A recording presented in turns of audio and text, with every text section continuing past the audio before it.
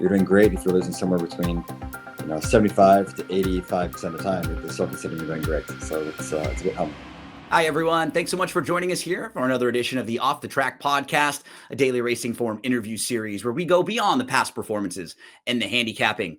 This week, Grade 1 winning trainer Miguel Clement joined us to talk all about the last few months and the sad loss of his father, the very well-respected trainer Christophe Clement. We talk with Miguel about the transition as he's now taking over and he's the head of the barn. Some of the horses that he's been around through the years. We go through Miguel's history and how he learned all around the world. And we talk about some of the possibilities for the Clement barn moving forward. Kick back and enjoy.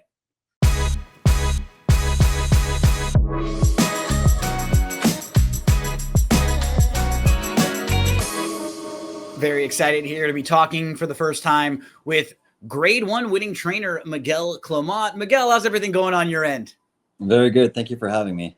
So your barn now and everything in New York has been transitioned back over to Belmont at the Big A from Saratoga. What has it been like for you the last couple of years with the extended Saratoga meets? We all love getting up to Saratoga for a little bit, but now we're getting a lot more racing out there. What is it like logistically for your barn? So to be honest, we actually have a division at both locations, both Belmont and Saratoga. And so actually it's been business as usual. We didn't have to move or anything, just the runners. But both our teams are in place, and it's been kind of easy, to be honest with you. We've been fortunate in that regard. And on the opposite end, it hasn't been a very easy few months for you. We've had, I'm sure, emotions all over the place. Obviously, the sad loss of your father, and we'll get a lot more into him throughout this entire conversation. But at the same time, a few days later, you're in the winner's circle for the first time on your own as a trainer, something which has been a goal for you. So it's this whirlwind of emotions where you're having this incredible accomplishment, but the man who probably taught you most of the things that you learned about to be a trainer isn't there to share it with you. What has that been like for you? It's been tough. It's been tough, but just keep going and keep performing. And the stable has been doing very well, and the horses are running great. So I'm lucky in that regard. It's been tough. And like, I think with any good barn, it's not just you out there, right? You have assistants, you have a team around you, you have a lot of people that have been working with your dad, working with you, ready for this transition. So it's, while you are now the boss, this was something that had been in the works for a while, and you have a really good and consistent team around you. Yeah, I'm lucky. We kept the same team, and we've had a great team for many years, so I'm very lucky in that regard. Dad's created a great team, and yeah, I suppose correct. We're very lucky. It's not like most operations when they start off on their own; they have to, build, and this has been, established and proven. So I can't fault the team in any regard. Now, what I thought was hard, what might be hard for you, someone you're having a huge loss emotionally, but it's business as usual. In horse racing, there isn't time off. You don't get an opportunity to take a week off and grieve there. The horses still need to get out every day. You've still got a lot of clients that you're working for. Have you had any opportunity to kind of catch your breath a little bit? Or on the opposite, do you think it's kind of good that you've been so busy and just it sort of got right back into work? Probably. It's not really healthy, but probably, to be honest with you. So yeah. My mom and my sister probably grieved with it worse because they had more time, and I had a lack of time. So they've been helping me with the stable and everything else. So I suppose having the horses is like a well-needed distraction, and I guess the good results is really needed. And it's probably not the healthiest way to deal with and cope with everything. Dad passed away, and the following week was the Belmont Stakes week. And then, you have the Saratoga meet, then you go back to Belmont, then you go back to the real like the fake Saratoga, I call it, which is really the July 4th weekend. And then you come back and you have the real Saratoga meet, which is like basically running through simultaneously. And then Keenan sales, now you have the British Cup preps, then you have the British Cup and the transition from New York to Florida. So yeah, in that regard, we're always busy, and it's never really a downtime for us. I'll probably process it and cope with it better, maybe in the wintertime when I have a bit more downtime. But till then, it's very much business as usual, and just keep going forward.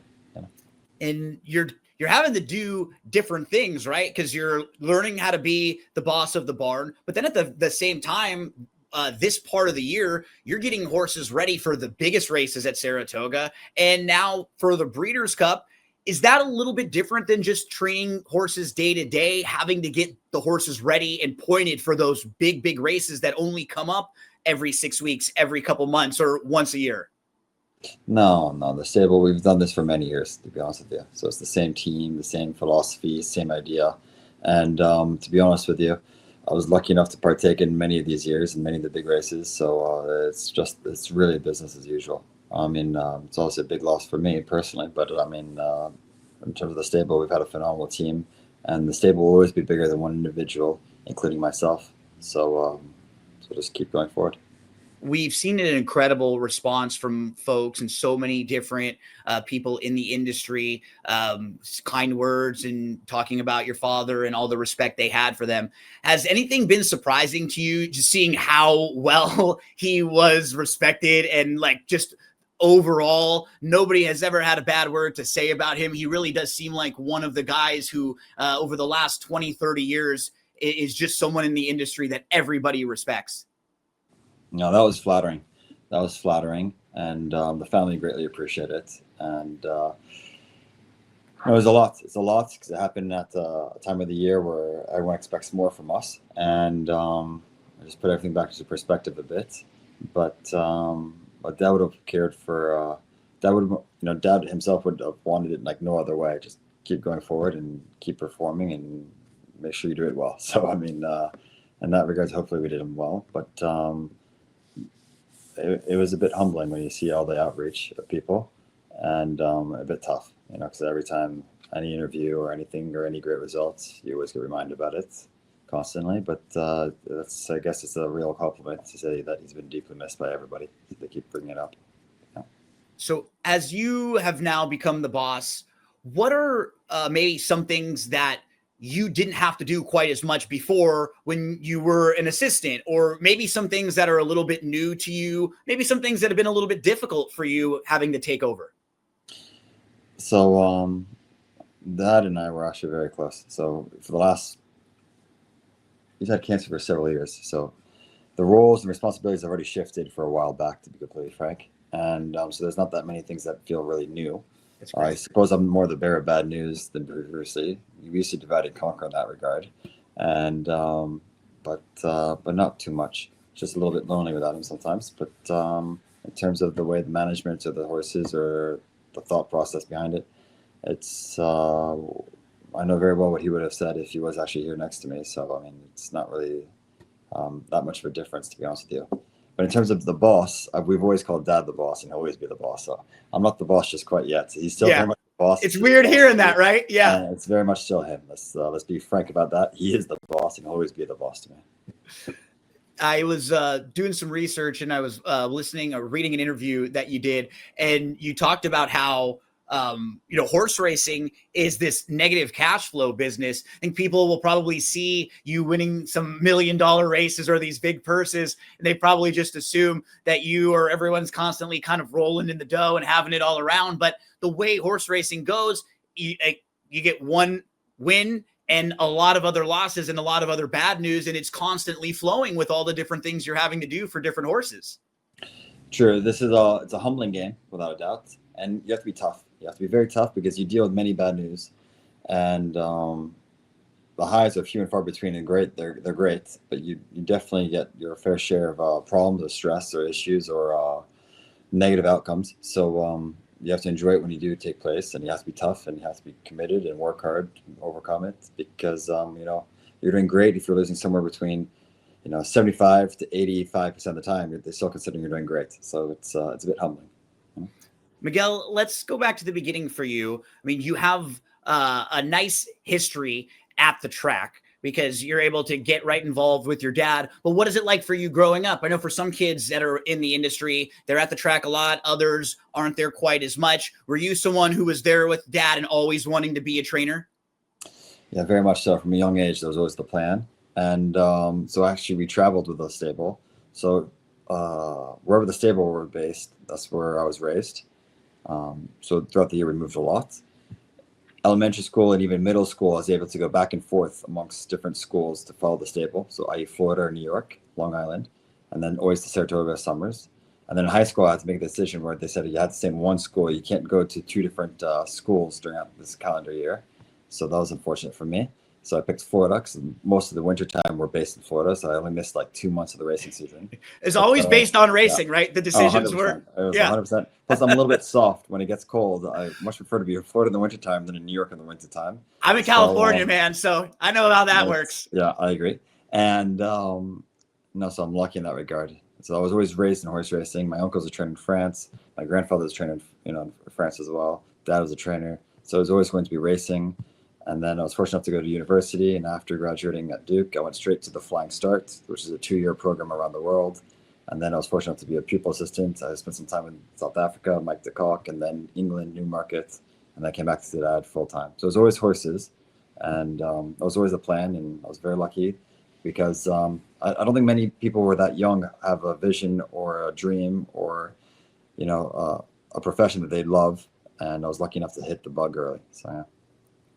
And your dad said one time, I'd always wished I had gotten to work with my father. That's one reason I feel so lucky to be able to do this with my son today. And as you mapped out, this plan for succession had been in the works for a long period of time. And your dad and you both didn't just want to graduate from high school and then go right into working with your dad's barn. You kind of hit on it. You learned all around the world, starting at Duke, where you went to college there.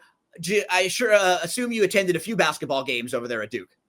Yeah, actually, Dad came to 1 or 2. My mom's more of a fan than my dad at college sports, and it was a great experience. I was lucky, and it was great. And no, I'm a firm believer that it's great to learn from different approaches and mind frames. The way we train racehorses in the States is not, our training ideology, the philosophy, the way we deal with help or requirements, our training. I mean, everything varies per country and depends on like what you're dealing with, for instance. So, and you see that when you travel all across the world, you name it, it varies strongly. And there's no right answer, no wrong answer. And there might be a certain right answer for that particular country or that horse or that ideology in the time frame, i.e. training horses for whatever you're pointing to. But it's not always guaranteed black or white. This is correct. This is how you do it. But that's the great thing about traveling is you get to see a lot, and you expand on it. And you might still never incorporate it into your own training philosophy one day, but at least you push the limits, or you think, or it makes you wonder, or you test yourself. And sometimes you do. And I was lucky to work for some of the best all around the world. And you hit on a few of those stops that you had. The Godolphin Flying Start program. Tell us a little bit about that program and maybe some of the things that you did there. Spectacular. It's a great program. And they help you out, and it's a great program for around the world, 2 years. It's very academic, and it also gives you, especially for me, I never worked on a farm, so it gives me another part of the industry which I've never really seen, or would have seen probably, to be honest with you. But I think it's great that I did see it. I've always been racing and solely racing, and I'll stick to that even to this day. But I mean, it's great to see the other aspect, and I was very, very lucky. You mentioned working for Mike de Kock in South Africa. And I believe you pointed out you even learned that he trains horses barefoot. And that was something that you kind of picked up and used sometime with some of your own horses. Yeah, no, without doubt. He had a great blacksmith called Declan, actually. Yeah, so when I worked at the Kock, a few things we never did before. So he's a firm believer in barefoot training, and we do that all the time at Payson now because you have no concrete there. We can't do it really not much in New York because everywhere to go from one barn to another barn is in concrete road. To go to the track is road, and the tracks are it's not quite as conducive as Payson Park, which has no concrete anywhere, which is a great training facility in Florida. And there's many others. He was a big believer in treadmill, so I did my fair share of treadmill training there. There's many different things, the way he feeds, the way he trains. And that's what you get to learn. There's a difference. His big thing when I worked for him, especially in like Dubai, is to make sure they get ready quickly, fitness-wise, because it's like a carnival meet. It's only 2.5 months of racing. So you need to make sure they're ready for those 2.5 months, and you squeeze them and you do everything you can. Because after that 2.5 months, they have like a lot of downtime, but they have to perform that 2.5 months winter time. So you get to see some things firsthand experience, and there's some things and some ideas you love, you catch, and some you don't. And it's great. Another stop along your way was in England. You mentioned Hugo Palmer. Any stories or anything you remember taking from that experience? Yeah, he had a spectacular season. I was very lucky to be a part of the team then. Those were the years of I think it was Covert Love and Galileo Gold. It was, he had a big win in the Guineas, and I think he won like 3 or 4 classics in those 2 years we were there. So very lucky, and it's great because Newmarket's a different world. It's really like the training facilities there is spectacular, just like Chantilly. We're a bit restricted in the States, because we're all training on one track, and we like to think of ourselves as different. But truth be told, a lot of our training is quite similar when you compare it to like the likes of Europe, where you could pick which canters or which tracks you train on. Some are inhill, uphill, inclinations, surfaces, wood chip, tapeta, synthetic, turf. I mean, that's really where you have like, the world's your oyster. You could really pick your different training philosophy. Here it's just we have the same oval track that's flat. I mean, so it's not quite the same, but I mean, you try to be creative and do the best you can with the what you have in front of you. So you're very lucky, and it's probably for me the best racing in the world might be probably in England. So I was very lucky. England and France, I think they're tremendous and terrific racing. I'm not saying that ours aren't, but that's also another different world, and it's a great experience, and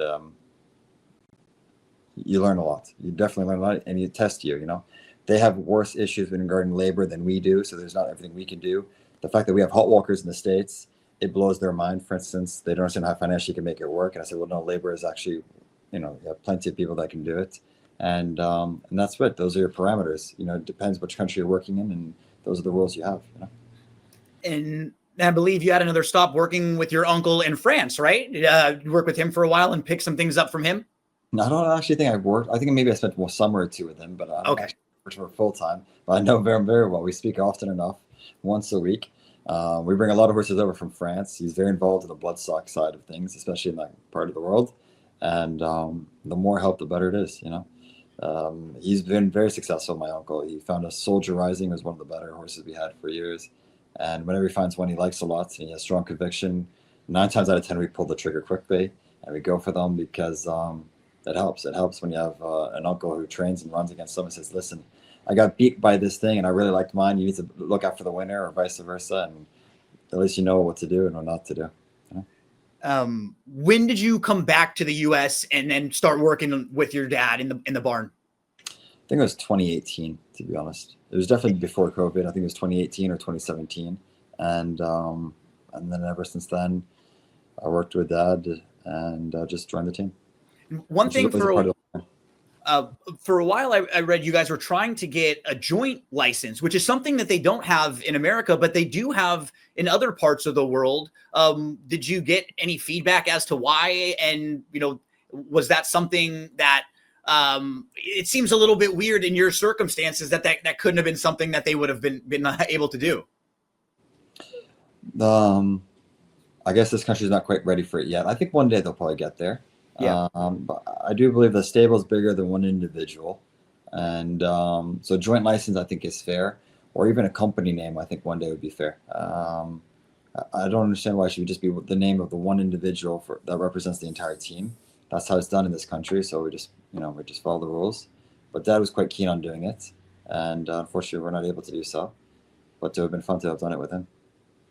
How would you say that you are different and then maybe similar from your dad with like a training style? Are there some things that you might want to do a little bit more, or you like more aggressive, more patient? You think you're both kind of very similar with your styles? No, we're similar. He's got a phenomenal CV. He's probably on his way to the Hall of Fame, so it's not really fair to compare me, my first year with him. But we're very similar, hopefully. Now he's still the boss. Remember that he's still the boss. He's always the boss. He always will be the boss. So he's still the boss. One thing I've read that is a tool that you've used is Equimeter. Is that still something that you use? And if so, can you tell us a little bit about what that is? That's a tool. So any tool that you can use to help you make less mistakes is always a go-to. So we weigh horses every time they run or every time we ship them. It's a tool. You see the racing weights and it tells you. When you go to a location, ship them back, instead of saying he looks a bit light, forget the word looks a bit light, I can give you the exact weights. It's we're in the 21st century, let's be a bit more accurate than the word look.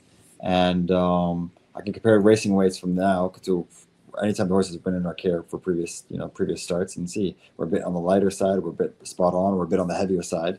It's more useful using that, especially for horses off the layoff. Same as the equimetric results. It measures their heart, their speed. Speed, I don't really need to, because all the tracks here have an oval. I think it's kind of very easy to clock a horse. Once in a while, when you have the cones, i.e. the dogs, on the turf course, maybe it's a bit tougher to read your works. Except for that, I think this country is very easy to time a horse and know how fast they went. And it has a GPS tracker, which is great. But even more important for me is the heart rate, because it tells you how stressful it was.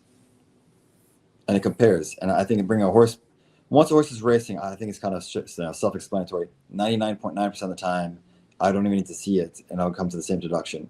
Flip side, horses coming off the layoff, I think that's when it's most useful, because a good horse would always work well, even if they're unfit. And because they work well, you might be more keen on running them a bit sooner than without the confirmation. Or flip side, sometimes the horse comes back into hand a lot quicker than you think, and it confirms to you, saying, listen, he recovered a lot quicker than you think he did, and you're probably close fitness-wise where you need to be or where you should be.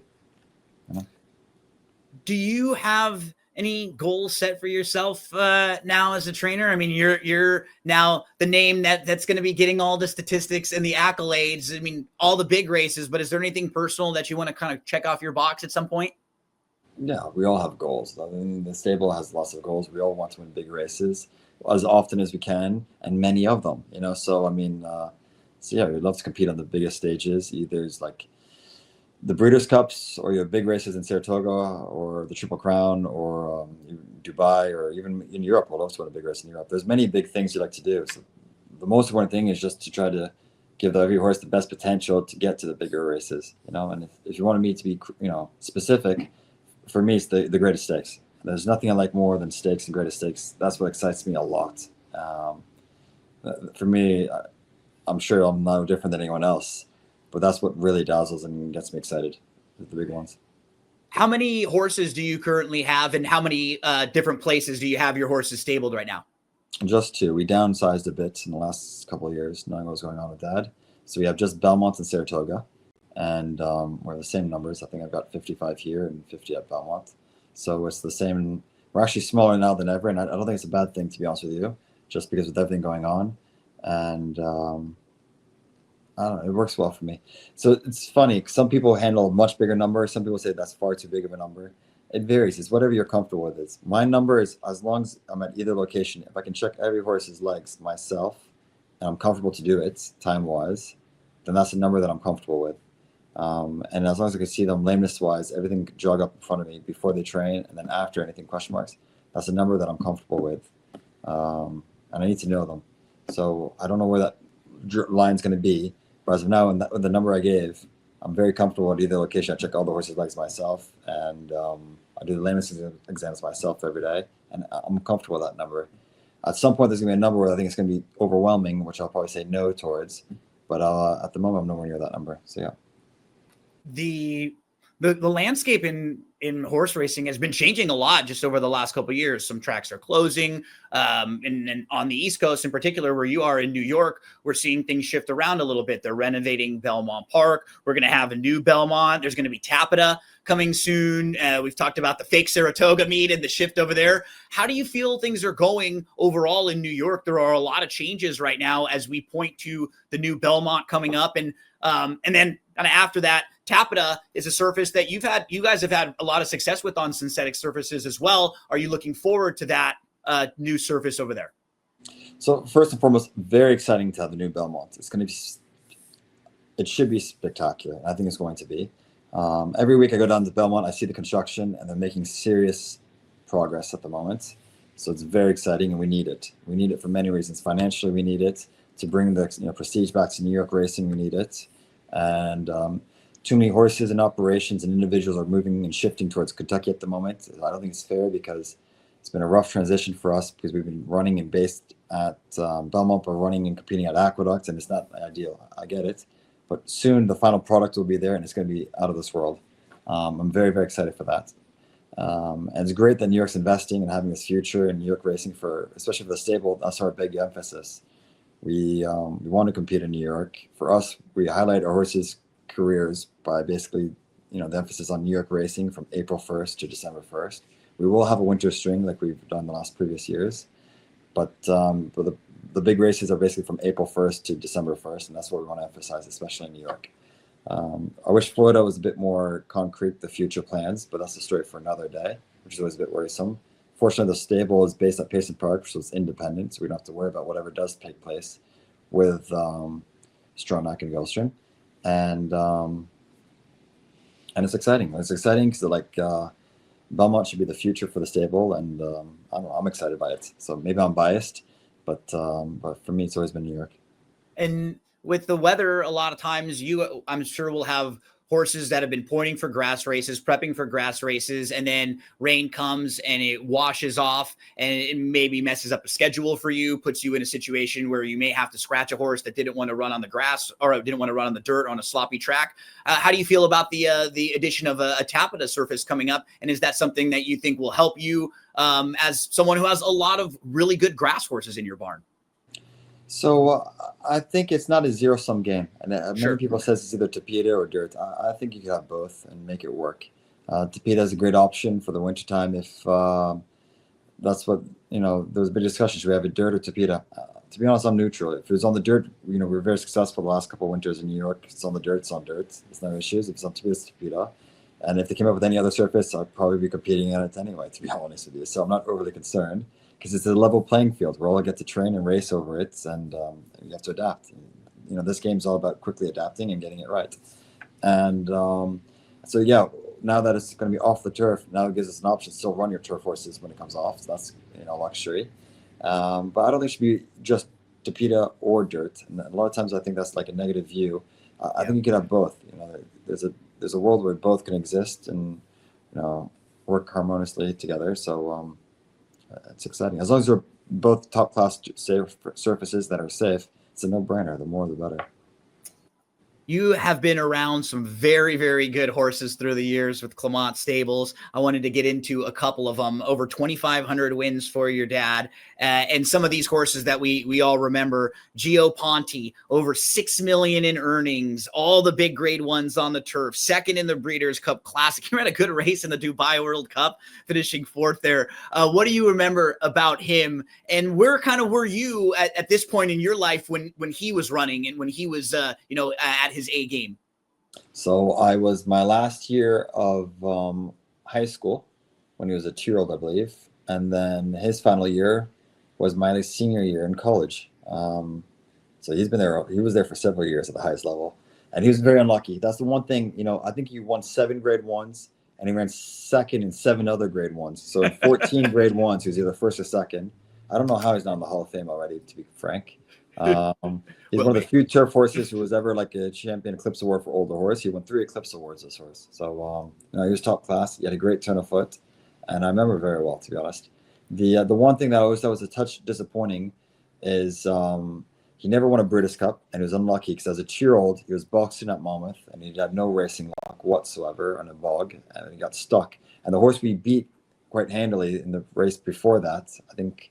Now. Patrick, right? Patrick Biancone, we beat him at Keeneland. And it was a bit unfortunate we got stuck in traffic. It happens, it's racing. I'm sure he was lucky. He was lucky to have won some big races too by Dream Trips, but that day was just unfortunate. And then in the Breeders' Cup, he was unlucky in the sense that he had a dream trip from Ramon Dominguez, but he ran second to Zenyatta, in California, the Tapeta. So that was really our home track on our home surface and everything. So it's unfortunate we got into a super horse. And then the following year, I went second to Goldie Kova, who's also spectacular. So, it was very unlucky not to have won a Breeders' Cup, that horse. We're lucky enough, this one here is Pizza Bianca. She won our first Breeders' Cup, but I still think he should have been our first Breeders' Cup winner, and he's just very unlucky not to do it, One of my personal favorite horses, it might be my personal favorite of all time, was Tonalist. And I think when a lot of the rest of the world was rooting for a Triple Crown, I was probably with you and some of the others that were yelling and screaming to not have the Triple Crown won that day by Tonalist. And he was so good. And what I really liked for him, I think for your dad and for your family's barn, was that he really established that this was not just a turf operation, because forever, I think your barn had been thought of as a really good turf operation. But when you start winning the classic races on the dirt, and you have horses like Tonalist who win the Belmont, who win multiple Jockey Club Gold Cups, and who are that good on dirt, I think it takes away any kind of, preordained thoughts that you were just a turf barn. And talk to us about Tonalist a little bit and what you remember about him. Yeah, I remember him very well. He's the good thing about him is the harder you were, the better he took it. He's a big boy, and he grew. And as the season goes on, he filled out. And he was actually, I think it was 17 hands, and very imposing. And it was great because he broke a bit of a barrier, I suppose. But I don't think being labeled. That would be the first one to tell you. If we're labeled as something, that's a great thing. First he came to this country, he had only, he had many good turf fillies. So there was a turf trainer and wanted to go long on the grass, because when he came from Europe, he came with a lot of turf stayers. So that was his clientele. He's a very good turf trainer and turf fillies. Then it became, the days of we had some very good turf sprinters like Pure Sensation and Disco Partner. So he's actually a very good turf sprinters. So we went from bringing turf stayers to turf sprinters. Then we had the days of the Gio Ponti and the Winchester and all the good turf stayers we had. So then we became turf, as long as you're labeled as something, right, that means you're doing something right. So at the end of the day, being labeled is a positive. So you should never view that as a negative. And he was good, but Tonalist was great. He won grade 1 from a mile on dirt to a mile and a half. I'm not sure many people remember that, but it's quite, impressive to do it. And it just shows you when good horses are that level. Same as Gio Ponti. I think he won a grade 1 from a mile to mile 3/8. Should have won the mile and a half. Joe Hirsch, but got run down late by telling, I think, on soft turf, or interpretation, actually, was the horse's name. But yeah, you can mess around with their distances when they're that good and they're top class. You can mess around with their versatility. They can go forward, they can come off the pace. You can do things because they're different, and because they're different, you get away with a lot. Like Farbridge, you can win grade 1s on the lead. You can go from last. I mean, you could stretch the distance. You can run a lot further than expected or a lot shorter than expected, and they still compete at the highest level because they're athletes. And with the two horses we were just talking about, Gio Ponti and Tonalist, it also shows you how lucky you have to be to win those particular big races like the Breeders' Cup, when you have a Gio Ponti who's a generational horse but runs into two unbelievable horses and gets unlucky there. You have Tonalist, who's good all along, but then he misses a little bit of time, so he doesn't get a chance to run in the Kentucky Derby. He ends up running in the Peter Pan and then in the Belmont. I mean, he could have been a horse that would have been a contender in the Derby, but this timing, and he misses the Derby. Gio Ponti, in a lot of other years, he wins multiple Breeders' Cups. I mean, you could even have the best horses and the timing be slightly off. It is so difficult to win the biggest races because everything just has to come together. Yeah, correct. It's 100%. But your job is just to look after their well-being. We skipped the Derby with Tonalist because we didn't think he was quite doing well enough and had a little setback. So we looked after him. And it's okay. When you look after them, they usually reward you by being patient. I think Gio Ponti raced. He never missed a beat from the age of 2, 3, 4, 5, and 6. He was winning graded stakes at the highest level. Tonalist, raced never missed a beat. He never ducked a battle. He made it every single one. The stable's the same. If you look after them, then they can compete at an older age at the highest level still. Farbridge is 5, Tawny Port is 6, Lamihana is 6. I mean, it makes me a little bit worried now that I mention how old these things are, but I mean, but that's okay. If you look after them and you treat them and you look after them in their best interest, they usually reward you. So just be patient and good things happen. Before we get into some of the current stable stars that you were just mentioning, any of the other horses that really stand out to you, maybe you worked with personally? I mean, horses like Pizza Bianca, you mentioned, Gouffo, Lull, Disco Partner, they're horses that come to mind for me, but any that for you were kind of real memorable? Yeah, I think Dynavor was the first big dirt horse we had when I was a kid. That was a lot of fun. Revved Up was probably what Dad would be most known type of thing, where he had a horse who was a 2-year-old, and he got him to win stakes races almost every single year up to the age of 10. So that's spectacular in and of itself. Pure Sensation was unbelievable. I think he won 7 graded stakes in Pennsylvania. So that just shows you, I mean, he was a turf sprinter and he won the Park Stash, or the other race they had, the Turf Monster, 7 times between those 2 races. It's unbelievable. Disco Partner was great. They had a 1-2 type of finish. Pearson said she was always going forward. Disco partner came from last. You know, he broke, I think, the world record in the Jaipur. I mean, there's many great memories and stories. I'm looking around my apartment here. I've got pictures of Gufo everywhere. We went to a dancer. A race that Dad won so many times that they renamed it after him going for next year. So I need to do everything I can to try to win it, you know? And it's been a heck of a run. So let's talk about some of the current horses in the barn. I mean, Deterministic. He has a horse that showed talent all along, was precocious, wins the debut, wins the Gotham in the second start. And so he's kind of on that dirt path early. Then he tails off a little bit and you switch him to the grass, and that really rejuvenates him. And he was good on the grass, but he's taken another step forward and really into that grade 1 caliber this year. And he's really seemed like he gets along very well with Kendrick Carmouche, who has put him more forward in his races. Talk to us about him, because he's just had a really cool career. Correct. He's always shown a tremendous amount of ability, and I would not be opposed to trying the dirt back again with him one day, to be honest with you, because the works have always been spectacular. He's amazingly efficient. He's a remarkable athlete. And maybe we're able to take him to another dimension this year because we let him use a bit more his speed, because he's got tactical speed. And instead of rating him, you know, we let his speed be a bit more of a weapon. And he's very good. He's a very, very good horse. He looked after us, and he provided us the stable a big win when we needed it most, probably. So we're lucky to have him.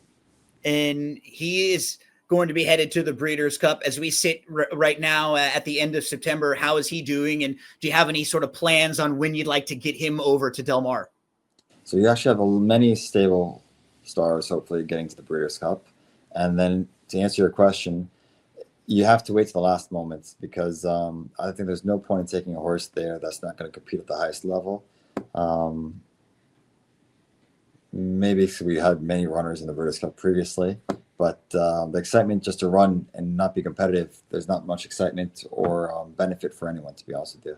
So you only want to go there if you think you have a chance and if they're doing well. It varies when we want to get there. I know Mr. Mott goes always earlier than we do. So actually I was looking into his flight details and I was comparing it with ours, and it makes you wonder twice. You want to have your last piece of work at home, or you want to have it based there? I think it varies if you have a turf horse or a dirt horse, personally. And also just keep an eye on the weather here on the East Coast, because sometimes you're dealing with colder weather and a bit rain. So there's many variables and factors. And then in terms of the Breeders' Cup, we've got many preps in the next 2 weeks. So it's a bit on the muscle. I'm a bit stressed about it. That's okay. That's my job to worry about it and for the horses to perform. And you just try to make sure you bring them there with the best chance you can to get them there. So it's exciting times. Exciting.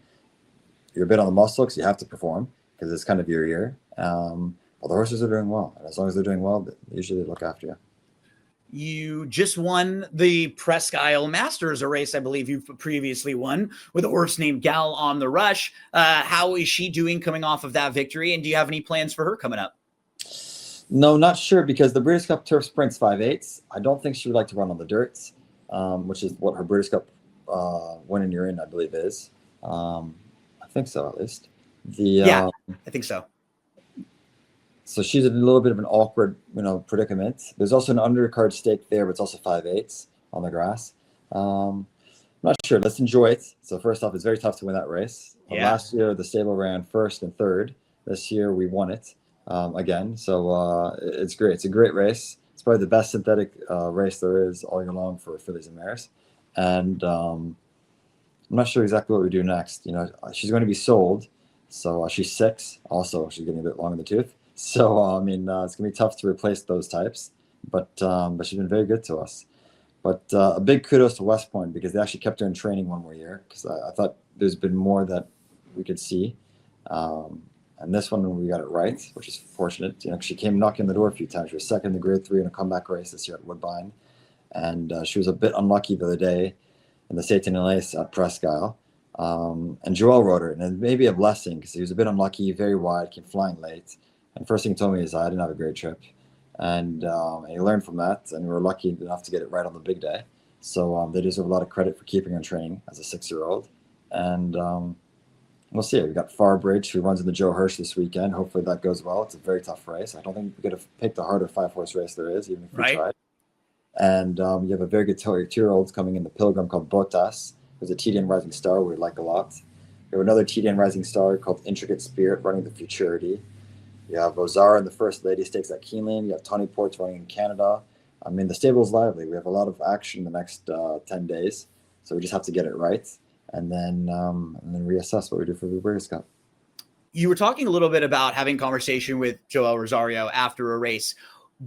How do you and how was your dad when it came to giving instructions to riders? Do you like to go in and let them know like about the horse in particular, or maybe some of their their tactics, how they are, or do you kind of sit back and let the rider make the decision? I know that some trainers kind of go back and forth with how they do it. So it varies. So first off, maybe I'm type A, but I expect all our jocks when they ride for us to always call or to speak to us beforehand, even if we're not based on that circuit. Because I think the more you communicate, the better it is. And then not so much what they are to do. I don't like to tell them this is what you need to do. I want to inform them about the horse.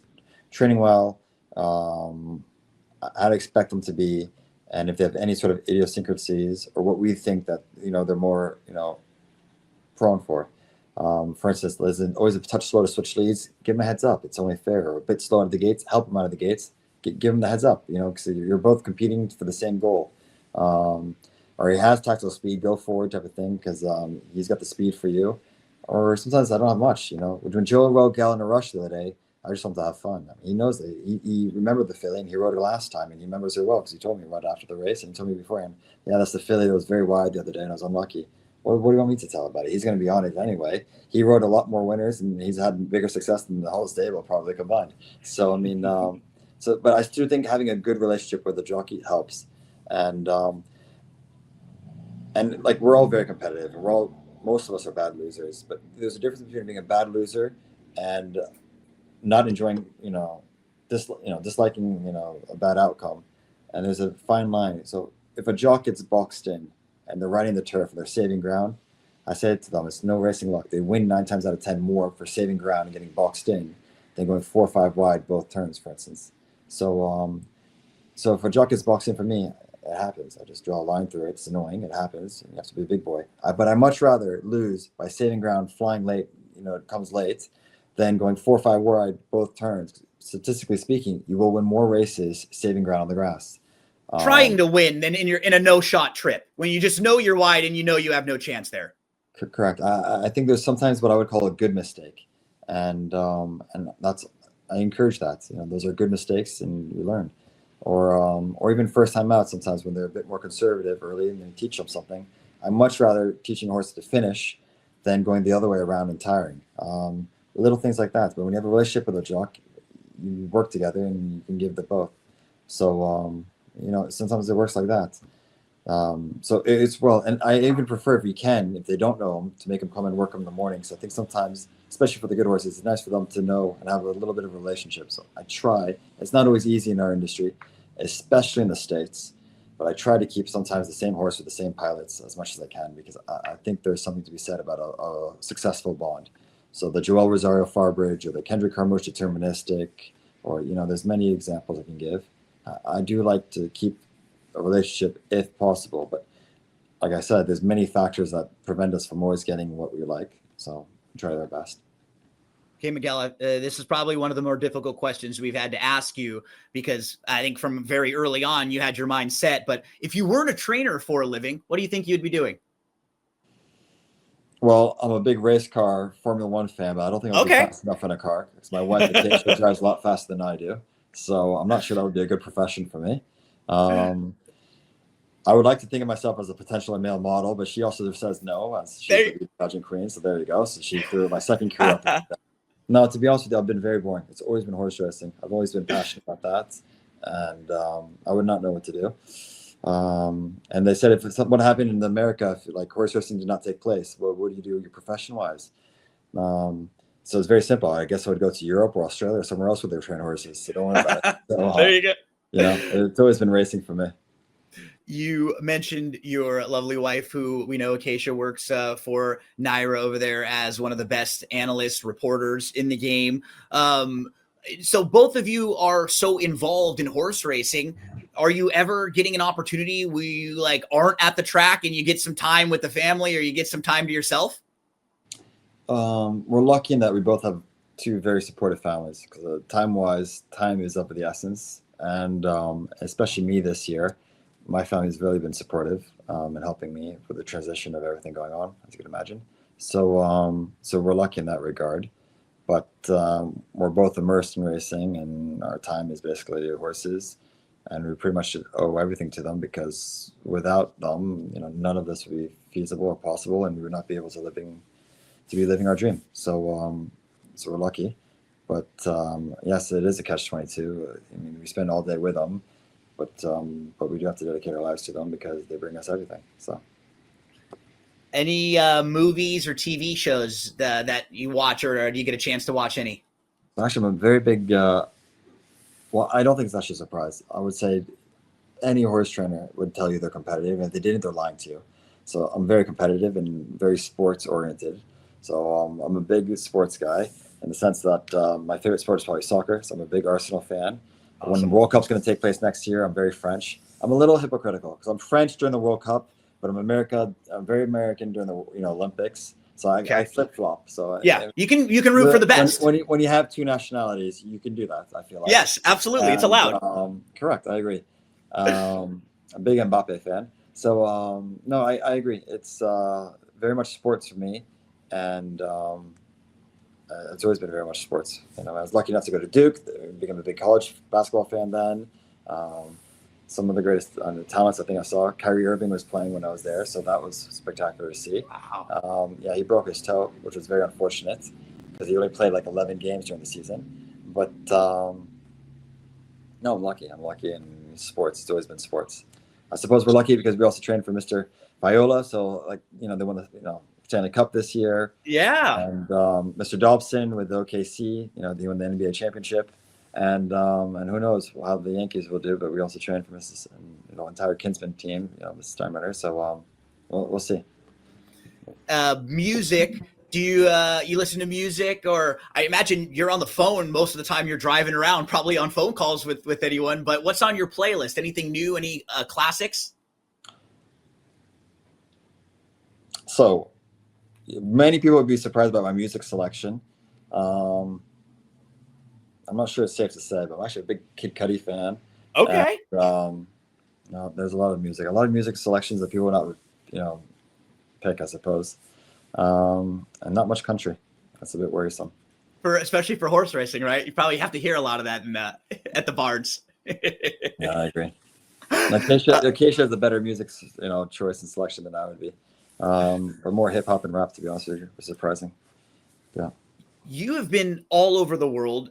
You've visited some incredible racetracks. What are some of your favorite tracks, or just some of the most beautiful tracks, or maybe a track that you've never raced at, right? Very easy, very easy. I've already had this many discussion many times. Okay. So for me, Chantilly, the castle in the background, the scenic backdrop, second to none. And that's just stunning. So the castle running in the background is spectacular. Then you could also go the old Dubai, the Nat Al Shiba. That was like an experience in of itself because it was run at night and it was like the never-ending stretch, and it was fantastic. You go to Australia, I mean, there's many great racetracks all around the world. There's even some great in the States, but and that's what's great about this game is you compete at the highest level and you think that this is the greatest experience you've ever had in your life, and when you get addicted to it and when you have success or when you want it, you just keep going back. For instance, like Ascot, when I was there, I was fortunate enough to compete at Royal Ascot, and when I was an assistant and pupil assistant there, we were fortunate enough to win some, and you get addicted to it, and you think that's the greatest race meeting in the world. Then you do the Breeders' Cup, you think that's the greatest race meeting in the world. To be honest, there's many great races all around the world, and you just have to find the horses who are good enough to compete on them, because there's nothing I would like to do more than to compete at the biggest stages, wherever, to be honest with you. And then when you do compete on those biggest stages and when you win the biggest races, where are you guys going out for like a celebration drink or a celebration meal? What might the meal be for you and the family? So no, I disagree. I'll tell you why. The Saturday runners have zero impact on how your Sunday is going. So okay. Saturday goes. It can go great or it can be terrible. But the great thing about their game is that you start back from scratch. And regardless how you did on Saturday, it does not impact Sunday. So you have a terrible Saturday, Doesn't matter. You start fresh and go right back at it, starting with your works, your training schedule, and it's like a fresh new scorecard. The flip side is when you have a great Saturday, you love that. Hey, listen, I should be like excused for Sunday, but it has zero impact whatsoever. So you can't ride on Saturday, success on Sunday. So that's the great thing. So in terms of going out, no, you never see me out pretty much, and it's very much business as usual, and you have to get right back in it because you're expected to. Because whatever you do on Saturday, impact Sunday, without a doubt. But more importantly, it's not fair that you coast or you're sloppy or you don't get it right or you miss an extra race or whatever. It's not right. You hold yourself to a higher standard than that, and you have to perform at your best every day because that's what's expected, and that's what you expect from yourself. For some of your clients, for them, they may have a horse in a claiming race or at a lower level. And for them, that's the Kentucky Derby. And for them, that's the Breeders' Cup. That's the biggest thing and the most important thing in the world. And if you're not giving them as much attention as you are your grade 1 winners, they're going to know it. And that's going to impact your business moving forward. Yeah, but not so much for them. We're very competitive. We feel that ourselves. So yeah, we need to, we're very competitive. Okay, as we finish up here, Miguel, I know your wife is involved in a lot of aftercare. Is there anything that you want to mention or plug, any events coming up or anywhere we can go if we want to donate and help out? So I would love to do all of the above.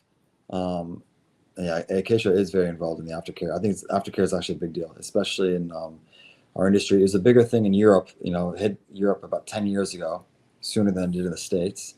And I think it's great that the States is finally catching on, because we owe everything to them. And in terms of the next big event, you're gonna have to ask Acacia because I'm not allowed to take care of my own schedule. Ever since the one time in Saratoga where I triple booked us for dinner the same night, I lost all rights in terms of owning or having my own schedule. And she's in charge of my calendar, so I would not know, to be honest with you. We'll follow her and help promote anything that she's got going on, because I know she's always got her hands in some really great fundraisers, events, organizations, and everything like that.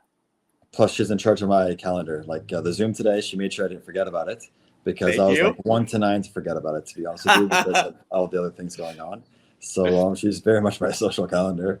And so, yeah, you would have to ask her, to be honest. Miguel, I appreciate your time. I bet you have like 25 to 30 missed calls, maybe more in the 50 minutes that we had you here. I know you're a very busy man. Wish you good luck this weekend coming up with Far Bridge and everyone else. And I hope to see you next month at the Breeders' Cup and shake your hand. And thank you for your time. No, thank you very much for having me on. Thanks so much for tuning in to another episode of the Off the Track podcast. Make sure to subscribe to the podcast on Amazon, Audible, Spotify, and on YouTube. We'd always love to hear from you in the comments section. Make sure you're tuning in next week for another very special guest.